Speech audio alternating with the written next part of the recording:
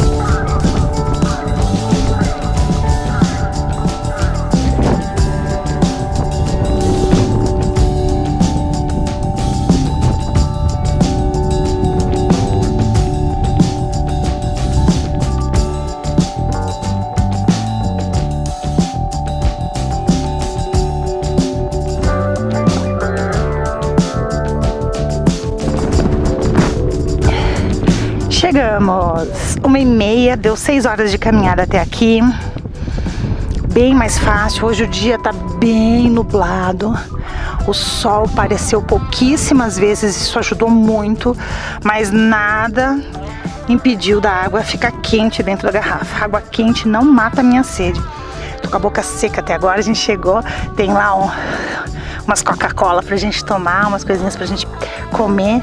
Acho isso muito legal com o pessoal da expedição. É o Twitch.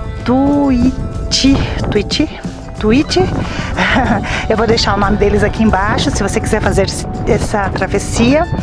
Gostei demais, muito lindo, um lugar maravilhoso. É longe, achei mais duro do que a Praça de Música, como eu já falei, mas é muito bonito, vale muito a pena. Ah, não sei se o Elio fez o cume ontem ou hoje. Se ele fez hoje, eu vou pôr as fotinhos dele do cume agora.